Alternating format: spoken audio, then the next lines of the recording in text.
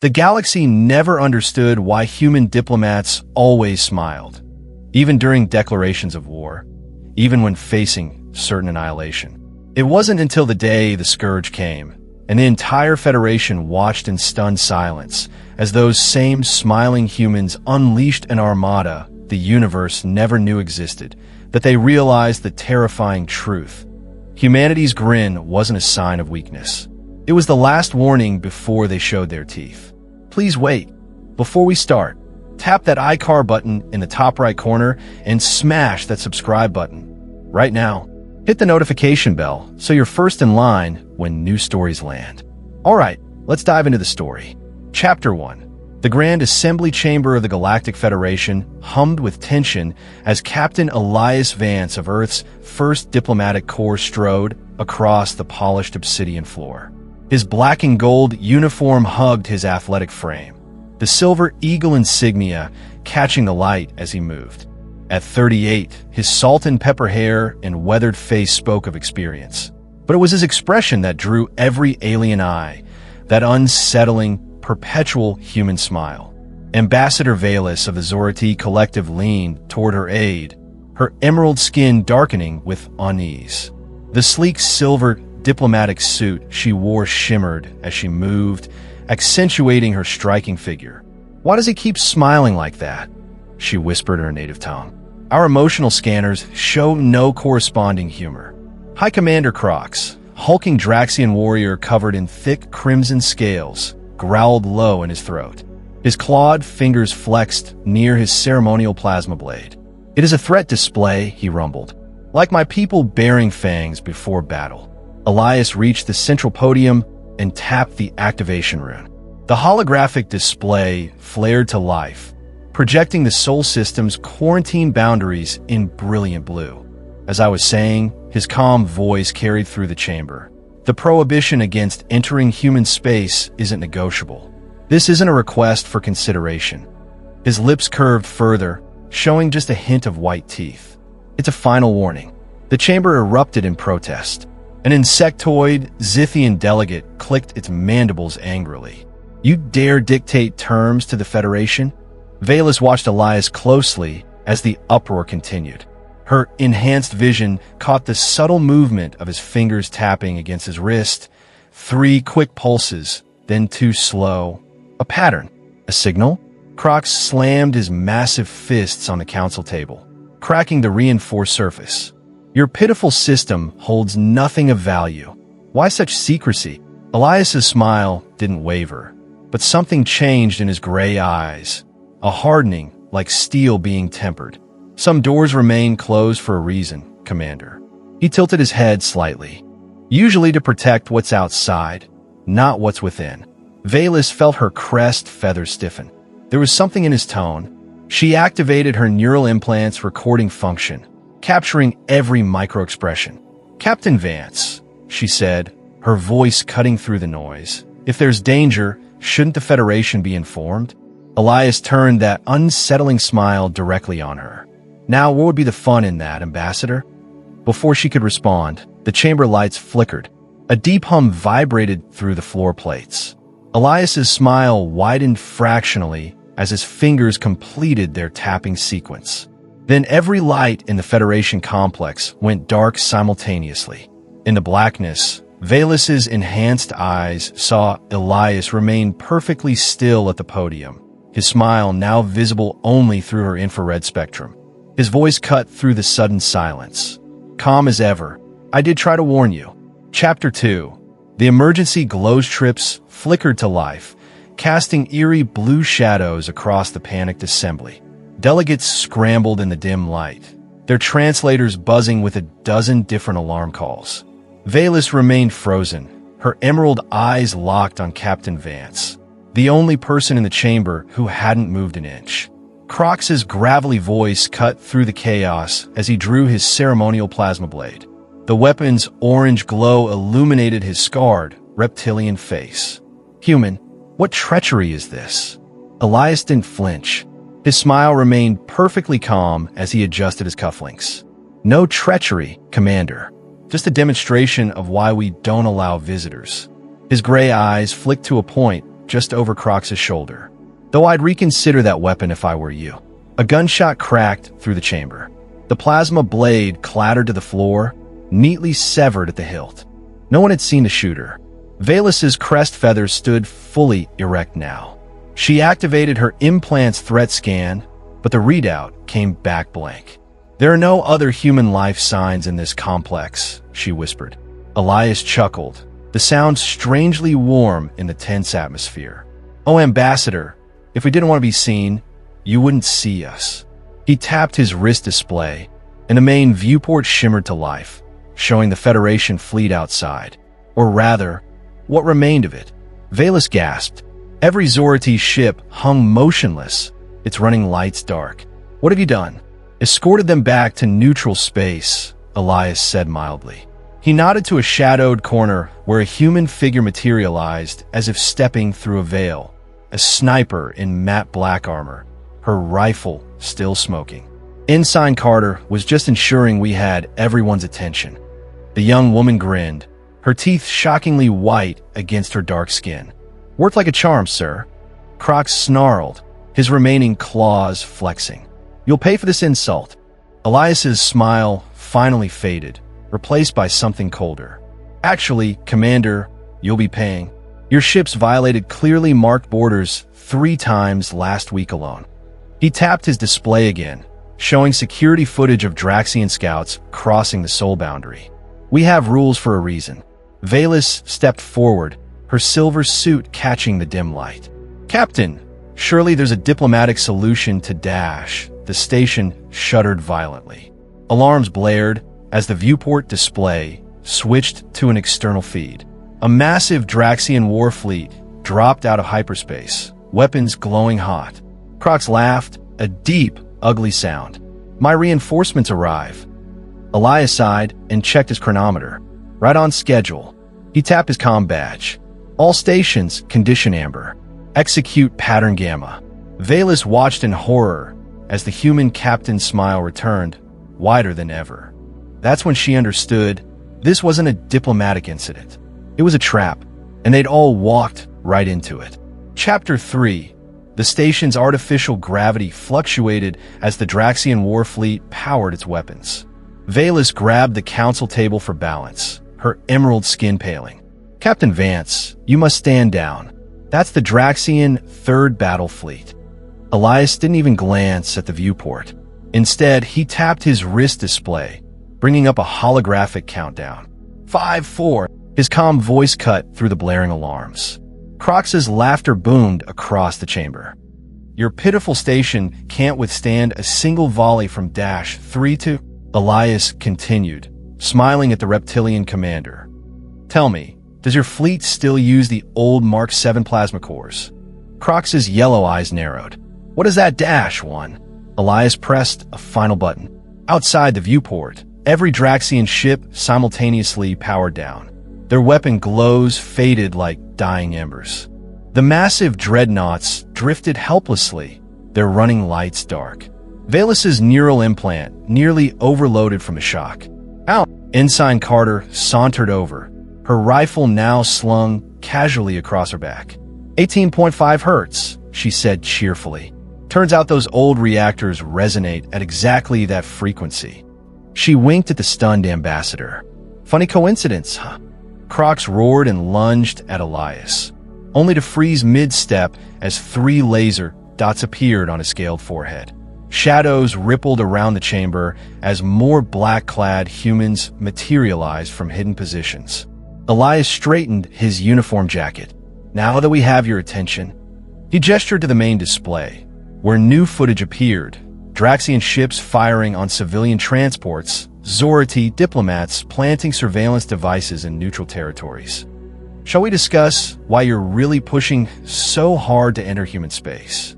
Velus's hands trembled as she reviewed the evidence. "This can't be accurate. The High Council would never authorize Dash. Your High Council didn't," Elias interrupted gently. "But your intelligence directorate did." He zoomed in on a familiar face, her superior officer meeting secretly with Crocs. "Seems you're not the only one who's been kept in the dark, Ambassador." Crocs snarled, his claws flexing uselessly. This proves nothing. The Federation will dash, already reviewing the data, Elias said, tapping his earpiece. Transmission complete. Though I doubt they'll be happy to learn about your little side project with the Zithian Hive Queens. For the first time, Crox's bluster faltered. You couldn't possibly know about that. Elias's smile turned icy. We know everything that happens within 50 light years of Sol. We just usually pretend not to notice. He leaned closer to the towering reptilian. But you had to keep pushing, didn't you? Velus's mind raced as she pieced together the implications. The border incidents, the provocations, all carefully orchestrated to provoke this exact response. She turned to Elias, her voice barely above a whisper. This was never about protecting your space, was it? Elias's smile returned to its usual calm state. He tapped his wrist display again, and the station lights returned to full brightness. Ensign, would you escort our guests to the observation lounge? I believe we have much to discuss. As the black-clad soldiers moved to comply, Velus noticed something strange. Every human in the room, from Elias to the lowest guard, wore that same unsettling smile. And for the first time in her diplomatic career, she felt true fear. Chapter 4. The observation lounge's transparent walls offered a breathtaking view of the disabled Draxian fleet, their massive warships floating like dead whales in the void. Velus pressed her hands against the cool surface, her emerald skin reflecting the distant starlight. Elias stood beside her, his posture relaxed, but his gray eyes sharp as flint. You planned this from the beginning, she whispered. The border incidents, the diplomatic meetings, all leading to this moment. Elias's fingers danced across a hidden control panel in his sleeve. We needed definitive proof before the Federation Council. Your people are excellent at covering their tracks. Crox slammed his scaled fist against the wall, cracking the reinforced glass. You'll pay for this humiliation, human. The Draxian Empire will do nothing, Elias interrupted calmly. Because in exactly, he checked his chronometer. 3 minutes. The entire Federation will receive the full transmission of your little genocide attempt on the Zithian border colonies. His smile didn't reach his eyes. Unless you'd prefer to discuss terms? Velus turned sharply, her silver suit shimmering. What terms? Ensign Carter entered, carrying a sleek black datapad. Turns out our friends here have been busy. She projected a hologram showing classified Zority research facilities. Bioweapons keyed to specific species DNA. Nasty stuff. The blood drained from Velus's face. That's impossible. We have strict, not your people's official program, Carter corrected. Your intelligence directorate's black sites. Funded by. She tapped the display, revealing financial trails leading to Draxian accounts. Crox lunged for the ensign, only to freeze as the glass wall behind him shimmered. A dozen human warships materialized from stealth, their railguns trained on the disabled fleet. Each vessel bore the same silver eagle insignia as Elias's uniform. Elias finally dropped his perpetual smile, his face turning grave. Here are the terms. First, complete withdrawal from Zithian space. Second, dismantling of all bioweapon facilities. He leaned forward. And third, unconditional surrender of everyone involved in Project Silent Bloom. Velus's neural implant pinged with an incoming priority message from the Zority High Council. The contents made her crest feathers stand rigid. They're disavowing all knowledge, cutting ties with the Intelligence Directorate. Her voice shook. They claimed this was all rogue operations. Croc snarled, his claws extending. Cowards! Elias reactivated his smile, but now Velus recognized the danger behind it. Ah, the classic rogue elements defense. He nodded to Carter. Play the last file. The hologram changed to show a secret meeting between the Zority High Chancellor and Crox's superior. The Chancellor's voice rang clear. Ensure the humans never discover Silent Bloom's true purpose. Velus's legs gave out. She collapsed into a chair. They knew. The entire High Council knew. Crox's yellow eyes darted between the humans and the warships outside. For the first time, fear flickered across his reptilian features. What happens now?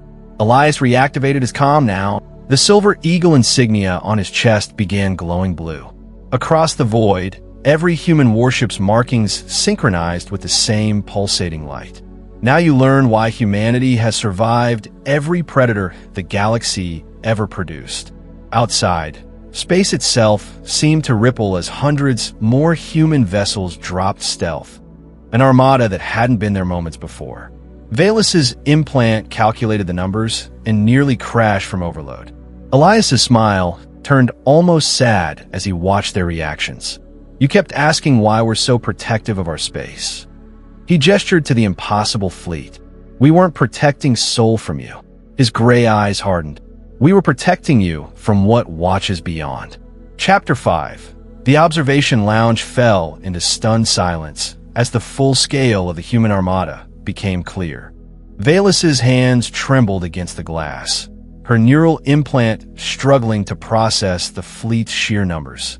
Ships of unfamiliar design, some larger than Federation dreadnoughts, drifted in perfect formation, their silver eagle insignias glowing with that same pulsating blue light. You've been hiding this the entire time? Her voice cracked. Elias tapped his wrist display, and the holograms shifted to show star maps with crimson zones marked quarantine. Not hiding, containing. His smile had vanished completely now. Every species that developed FTL travel eventually encountered the scourge. Most were consumed within decades. Crox's claws retracted with a sharp click. The scourge? That's just a children's tale to keep curious explorers from poking where they shouldn't. Ensign Carter finished. She pulled up a classified file, footage of a planet being enveloped by black tendrils that moved against solar winds. We lost 3 colonies before developing countermeasures. Velus's implant finally processed the implications. That's why you quarantine systems. Not to keep others out, but to keep the scourge in, Elias confirmed. His gray eyes locked onto Crox. And your bioweapon research? It uses identical biomolecular patterns to scourge tissue. You were literally broadcasting dinner bells to the void. The Draxian commander staggered back as if physically struck. We couldn't have known. A new alert blared through the lounge. Carter's datapad flashed red. Sir, long-range scanners just picked up anomalous readings at the Zithian border. Signature matches early-stage scourge incursion. Elias's hand flew to his earpiece. All vessels, condition crimson.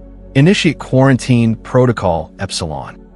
The blue glow from his insignia intensified, mirrored across the entire fleet outside. Velus grabbed his arm. There are billions living on those border worlds, and there are trillions beyond them, Elias said grimly. He activated a holographic tactical display, showing the human fleet moving with terrifying precision. This is why we smile during negotiations, Ambassador. Because the alternative. The display zoomed in on a single human battleship unleashing a weapon that made space itself distort. A Zithian research station, identical to those in the bioweapon files, vanished in a ripple of fractured reality. Is showing our teeth. Crox fell to his knees, his scales dulling in shock. All this time, we thought you were the weak ones. Carter's grin showed too many teeth. Funny how that works. She turned as new data streamed across her pad. Scourge signatures are retreating, sir. They've broken contact. Elias exhaled slowly, the blue glow fading from his insignia. Outside, the human fleet began vanishing back into stealth, their ominous presence reduced to occasional light distortions. Velus noticed something new in the captain's expression, not the practiced smile, but weary resolve. How many other species have you saved like this? She asked quietly. Elias reactivated his smile, but now she recognized the sorrow behind it. Enough to know the price of failure. He turned toward the door, where 2 black-clad soldiers waited. Now, let's discuss how we present this to your Federation. I suggest emphasizing the rogue elements theory. As they were escorted out, Velus glanced back at the starfield where the weapon had fired. The human armada was gone, if it had ever been there at all. The only evidence remaining was the cold dread settling in her stomach, and the realization that everything she knew about galactic politics was a carefully maintained illusion. Chapter 6. The Federation Council chambers buzzed with tension as Elias strode to the central podium, his black and gold uniform pristine despite the chaos of the last hours. Valus followed, her emerald skin still pale from shock, while Croc shuffled between two human guards, his once proud crest now flattened against his skull. The Zorati High Chancellor rose from his floating throne, his silver robes shimmering. "Captain Vance, your unsanctioned military actions saved your civilization," Elias interrupted, his perpetual smile back in place. The holographic display behind him activated, showing the Scourge footage. Gasps filled the chamber as the black tendrils consumed an entire planet. "This is what your bioweapons research nearly unleashed." Azithian delegates' mandibles clattered in distress. "That's our home system. When was this recorded?" Elias's smile didn't waver. 3 hours ago. Or rather, it would have been 3 hours ago if our 117th Fleet hadn't intercepted the incursion. He tapped his wrist display, and the footage changed to show human warships deploying a shimmering energy net around the infected worlds. Quarantine established. Casualties minimal. The chamber erupted. Valus watched in stunned silence as Elias controlled the chaos with subtle hand gestures to unseen operatives. Council members' data pads suddenly lit up with classified files, their own government's secret dealings with the rogue bioweapon programs. Crocs found his voice, though it lacked its usual bluster. "You've been spying on us all." Elias chuckled. "We prefer strategic observation." His gray eyes hardened as he leaned forward. For 5 centuries, humanity has stood guard against the Scourge. We've buried 17 civilizations who wouldn't heed our warnings. The hologram shifted to show graveyard systems marked with glowing tombstones. "We prefer not to make it 18. The High Chancellor's throne descended abruptly to floor level. "Why keep this secret? The Federation could have helped." Ensign Carter materialized from the shadows, her rifle now conspicuously absent. "Like you helped the Kryn when they detected subspace anomalies? Or the Thelosians when they warned about cosmic pathogens?" She tossed a data crystal onto the Chancellor's lap. "Your predecessors ordered both species quarantined until the Scourge consumed them." Valus's neural implant pinged with an incoming transmission, her private scans of the human fleet. The numbers still didn't add up. "Captain, your ships are outside. There were too many for just one system's defenses." Elias's smile turned almost apologetic. He tapped his insignia, and the silver eagle emblem projected a star map. Dozens of Sol systems glowed gold across known space. "We never said we came from just one Earth." The revelation hit like a shockwave. Crocs actually staggered. "Multiple. Homeworlds, colony worlds," Carter corrected cheerfully.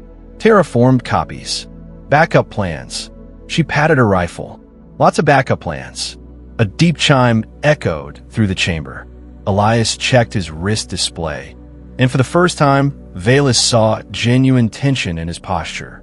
"We'll need to accelerate this debrief."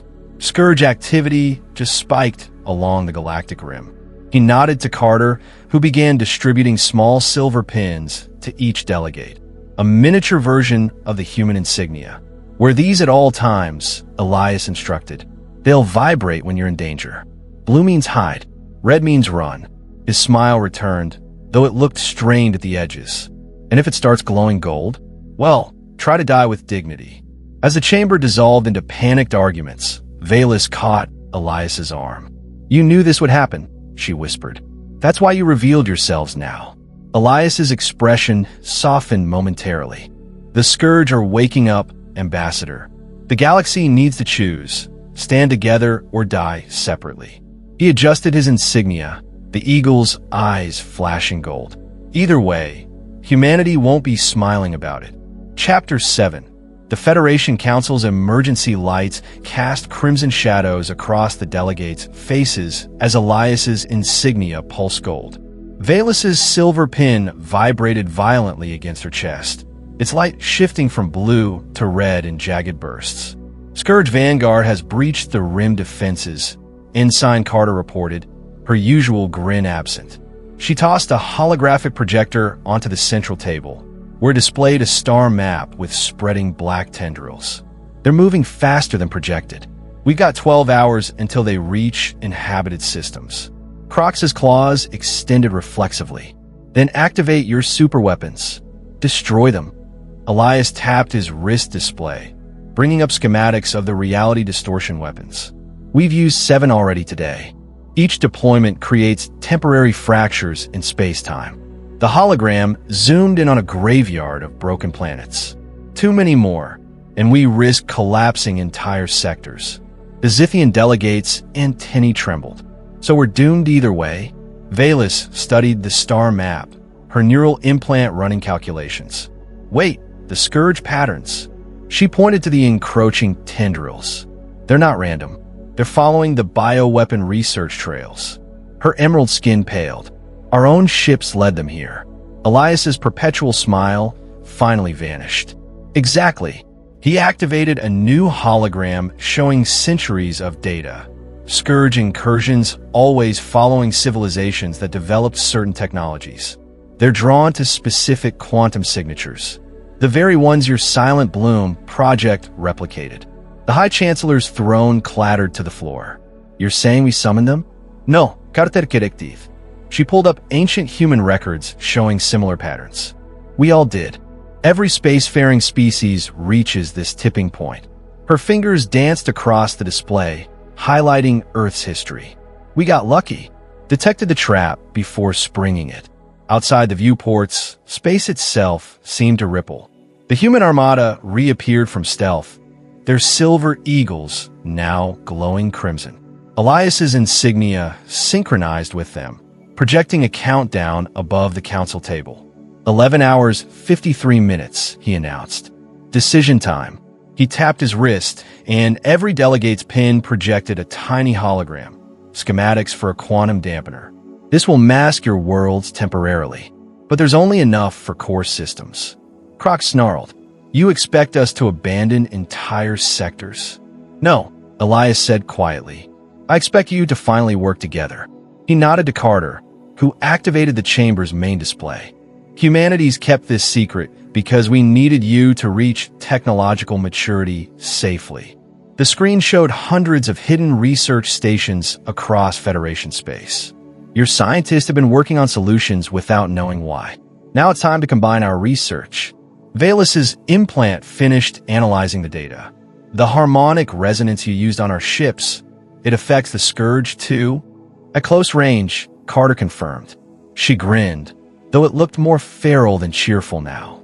Turns out they really hate 18.5 hertz. The chamber erupted into coordinated chaos as species that had squabbled for centuries began sharing classified research. Elias watched the sudden cooperation, his smile returning, this time genuine. Valus approached him as the countdown ticked to 11 hours. You could have taken this knowledge and run, hidden your backup Earths. Elias glanced at the star map, where human fleets were already deploying to protect alien worlds. What would be the point of surviving if we had to do it alone? His insignia pulsed gold again, and he straightened his uniform. Now, if you'll excuse me, I've got a border to defend. As he walked away, Valus noticed something new in his posture. Not the calculated diplomacy of before, but the relieved bearing of a soldier finally reinforced. The galaxy's fate remained uncertain, but for the first time in centuries, humanity wouldn't be facing the darkness alone. Outside the viewports, the last human warships winked out of sight, not into stealth, but into the fray. The Scourge would come, the test would come, but the secret was finally out. Humanity had smiled alone in the dark long enough. And that was the end of the story. Comment below if you want the next chapter, and hit that like button. Please subscribe, turn on the bell, and as always, keep the last light burning.